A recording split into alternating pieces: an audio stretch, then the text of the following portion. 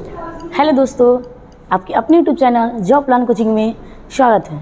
तो आज हम लोग पढ़ेंगे बायोलॉजी यानी जीव विज्ञान का एक महत्वपूर्ण टॉपिक्स हड्डी के बारे में। आज हम लोग पढ़ेंगे अस्थिया के बारे में। तो इस वीडियो में हम लोग देखेंगे कि हड्डी क्या होती है, उपास्थि क्या होती है, हमारा बोन क्या होता है, कार्टिलेज क्या होता है, उसकी मतलब बाह्य कंकाल कितनी होती है, आंतरिक कंकाल कौन सी होती है, ये सब हम आज इस वीडियो में पढ़ेंगे। तो आइए हम लोग देखते हैं सबसे पहले हड्डी यानी अस्थि।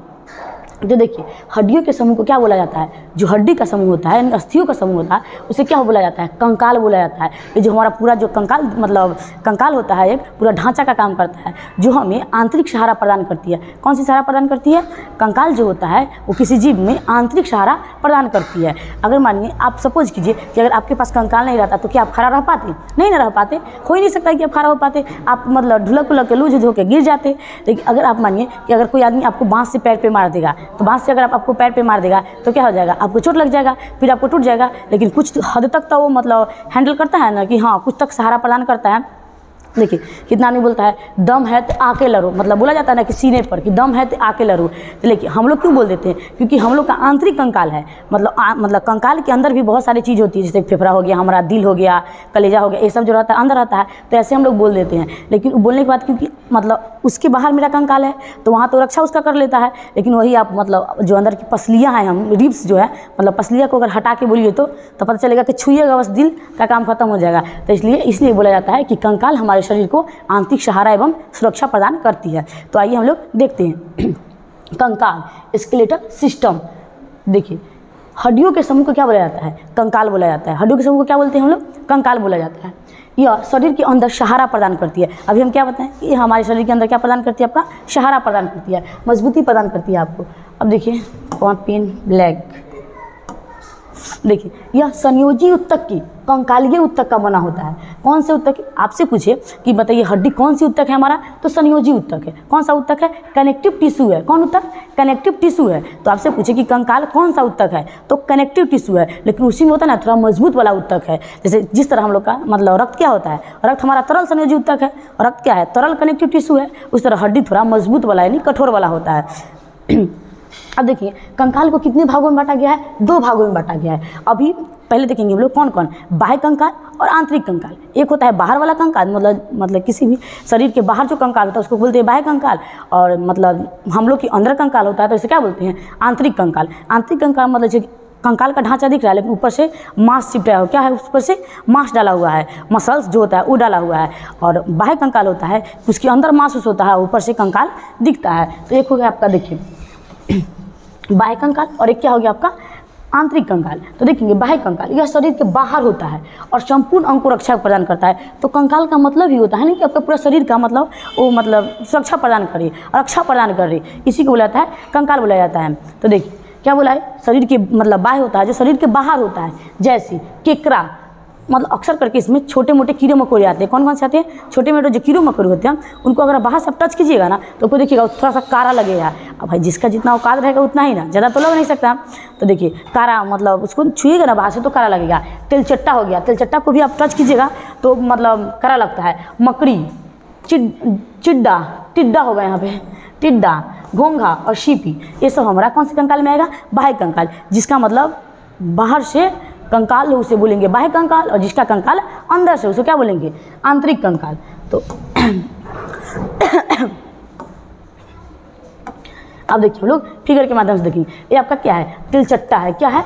तिलचट्टा, जिसको कॉकरोच बोला जाता है। देखते फिल्म में हीरो हीरोइन से कैसे डरती है कॉकरोच से, उसका फिल्म को बढ़ाने का डायलॉग रहता है, डरती भी होगी।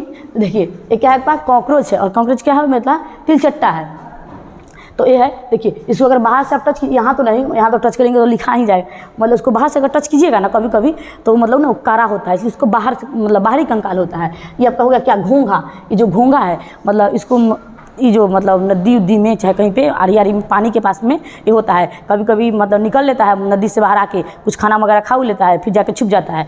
तो इसका उपयोग गठिया के इलाज में भी किया जाता है। घोंघा जो होता है ना, घोंघा, इसका उपयोग गठिया के इलाज में किया जाता है। तो देखिए इसका बाहर से कंकाल आपको दिख रहा है, मतलब घूंगा तो देखे ही होंगे, उसका बाहर से कंकाल दिख रहा है और इसका क्या है, इसका अंदर मसल्स है।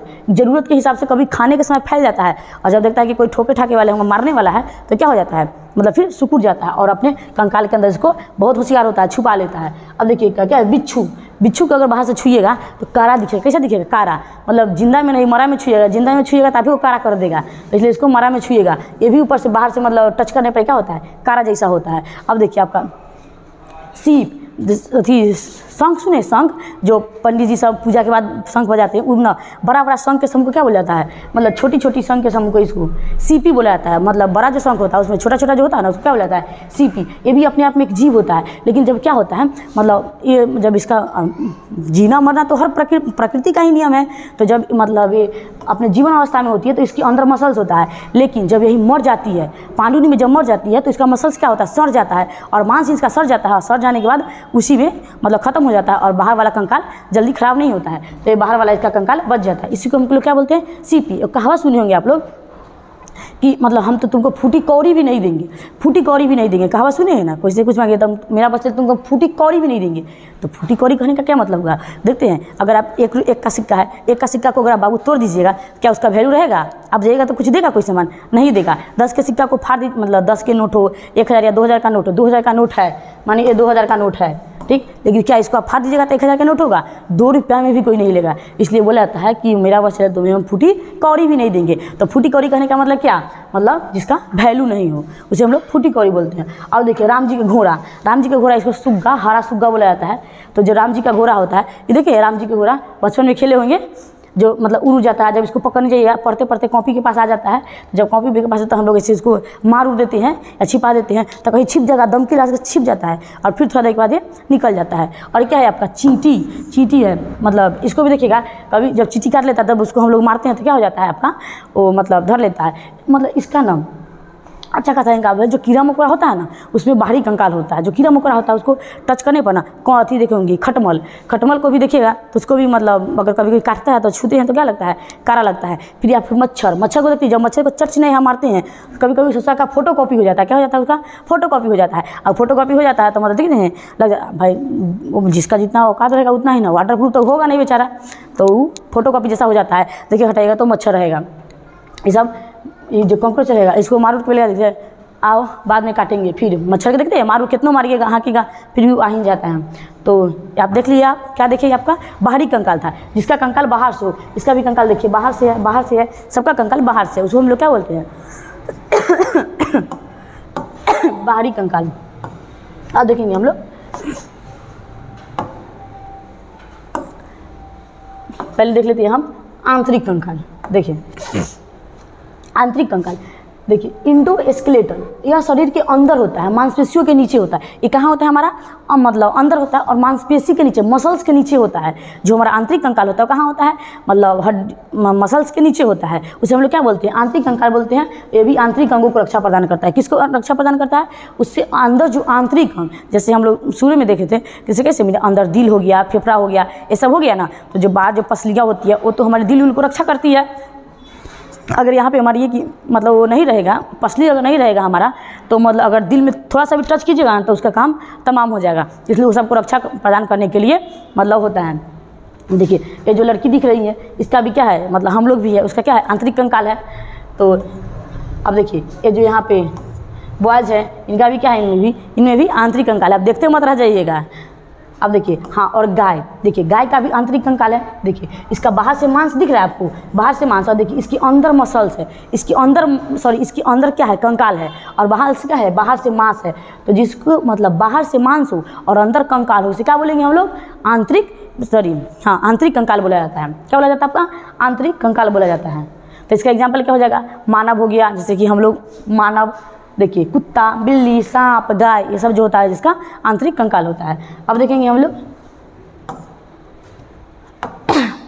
आंतरिक कंकाल देख लिए हम लोग, बाह्य कंकाल देख लेंगे। अब देखेंगे दोनों के मिक्सचर कंकाल, मतलब किस में होता है। तो देखिए कछुआ में दोनों कंकाल पाया जाता है। जो हमारा कछुआ होता है उसमें कितना कंकाल होता है, वो दोनों कंकाल होता है। उसमें आंतरिक कंकाल भी होता है और बाह्य कंकाल भी होता है। तो आंतरिक कंकाल देखिए, आंतरिक कंकाल होता है, देखिए शेष भाग में बाह्य कंकाल होता है। तो देखिए जो है आपका इधर दिख रहा है खोपड़िया, इसको जो बाहर जो खोपड़िया दिख रहा है, इसमें क्या है, बाह्य कंकाल है, जो बाहर का जो खोपड़ी दिख रहा है इसमें क्या है, बाह्य कंकाल है। और आंतरिक कंकाल उसके मुंह में, पैर में, मतलब नाक, इस सब में आंतरिक कंकाल होता है। देखिए यहाँ जो निकाले है मुँह, मुझे इसका जो थुथुर है, थुथुर ये निकाले हुए है, और उसका यहाँ पे देखिए पैर है, ये सब में क्या है बाबू, आंतरिक कंकाल है। और बाहर वाला में क्या है, बाह्य कंकाल है। तो ये बहुत होशियार होता है, खोज खोज के जिधर जिधर पहले कुछ कुछ खा लेगा, लेकिन जब देखेगा कि बाहर से कोई हमला होने वाला है, मतलब आज युद्ध होने वाला है, हमला होने वाला है, कोई हमको मारने वाला है, तो क्या करेगा, सारा हाथ गोड़ सबके मतलब अंदर कर लेता है, अंदर करके खोपड़िया के अंदर ढुक जाता है। अब बाहर से कितना पीटिएगा उसको कोई फर्क नहीं पड़ने वाला है,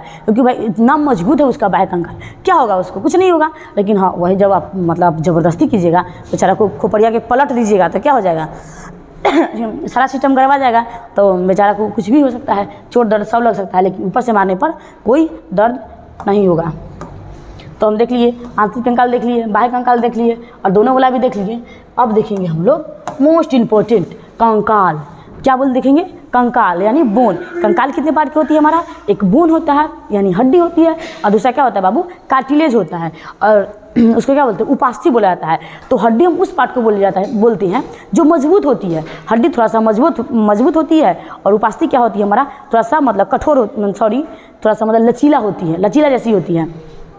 अब मुर्गा उर्गा के टांग खाए होंगे तो देखेंगे जो मतलब मुर्गा का पूरा टंगड़ी देखते हुए बोन होता है, लेकिन दो गो मुर्गा के जहाँ ज्वाइंट होता है, जहाँ पे ज्वाइंट होता है, जहाँ पे स्क्रू ऊपर नीचे होता है, वहाँ पे देखेंगे उजला सा, मतलब थोड़ा सा हल्का उजला टाइप का मतलब एक परत आता होगा, जिसको हम लोग मुर्गा में कुटकुटिया कहते हैं। क्या कहते हैं, कुटकुटिया। उसको देखेंगे जो खाटने पर कुट कुट कुट खूब मजा आता है खाने में, खूब एकदम चिबा के खाते हैं, तो क्या हो जाएगा, वो आपका उपास्थि हो जाएगा यानी कार्टिलेज हो जाएगा। और जो आपका मतलब बाहर वाला एरिया होता है वो क्या हो जाएगा, हड्डी यानी बोन हो जाता है। तो उसे मुर्गा में देखे होंगे, चाहे हम लोग जो मतलब हाथ है यहाँ पे, जैसे कि मेरा यहाँ पे है, तो यहाँ पे ज्वाइंट के पास क्या होगा, यहाँ पे भी होगा उपास्थि, और जो बड़ा वाला है क्या हो जाएगा, आपका हड्डी हो जाएगा। तो देखिए हड्डी यह कठोर होता है, क्या होता है, हड्डी एक कठोर होता है, और यह क्या होता है, मुलायम होता है। वह कठोर होता है, कैसा होता है, मुलायम होता है। अब देखिए इसमें कैल्शियम कार्बोनेट और कैल्शियम फॉस्फेट दोनों होता है, कैल्शियम कार्बोनेट और कैल्शियम फॉस्फेट दोनों होता है। कैल्शियम कार्बोनेट के कारण ना कोई भी चीज़ मतलब हड्डी हो या कोई भी चीज़ वो थोड़ा ज़्यादा कठोर हो जाती है। क्या हो जाती है बाबू, कठोर हो जाती है। लेकिन कैल्शियम फॉस्फेट हो जाता है थोड़ा सा, इसको क्या कर देता है, आपका लचीला प्रदान कर देता है। कैसा, मुलायम कर देता है। कैल्शियम फॉस्फेट क्या करता है, मुलायम कर देता है। अब देखिए, अब इसमें देखिए कौन सा प्रोटीन होगा, हाँ अगर वही आपसे पूछे कि इसमें कौन सा होता है, देखिए कैल्शियम फॉस्फेट होता है। कैल्शियम फॉस्फेट होने के कारण उपास्थि यानी जो कार्टिलेज होती है वो हमारी क्या होती है, मुलायम होती है, लचीली होती है, कैल्शियम फॉस्फेट के कारण। और इसमें कैल्शियम फॉस्फेट, कैल्शियम कार्बोनेट ये सब इसमें पाए जाते हैं, जिस कारण क्या होती है बाबू, थोड़ा मजबूत होती है।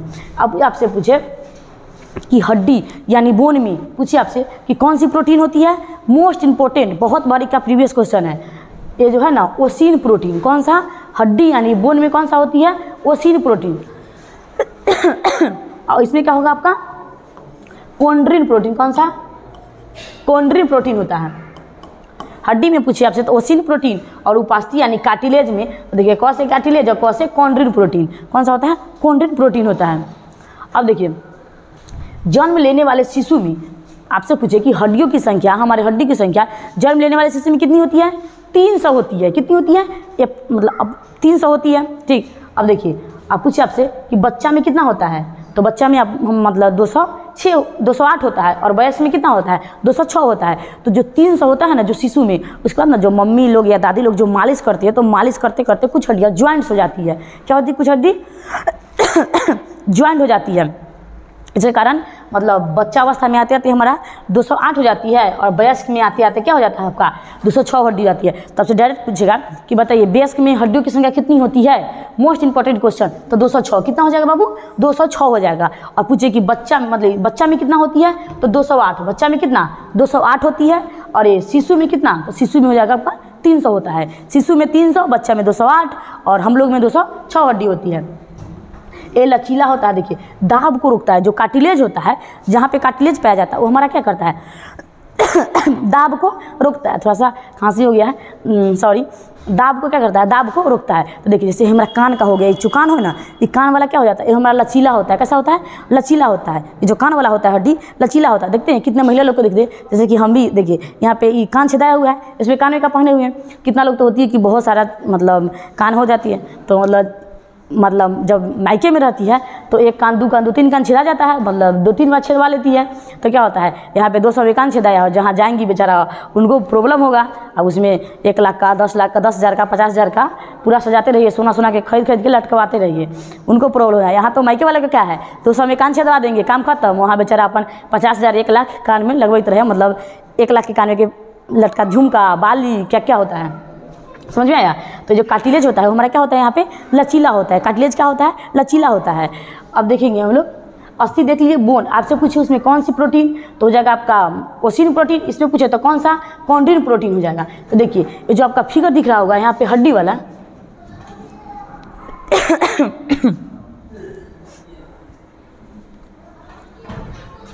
देखिए ये जो आपको दिख रहा है हड्डी वाला, देखिए यहाँ पे फीमर है, पेटिला है और क्या है, टिबिया है। तो जब हम हड्डी का मतलब इस अगले वाले वीडियो में जब हड्डी का पूरा लाएंगे स्ट्रक्चर, हाथ में कितनी हड्डी होती है, पैर में कितनी हड्डी होती है, सब हड्डी का नाम एकाएक आपको हम याद करवा देंगे एक वीडियो में।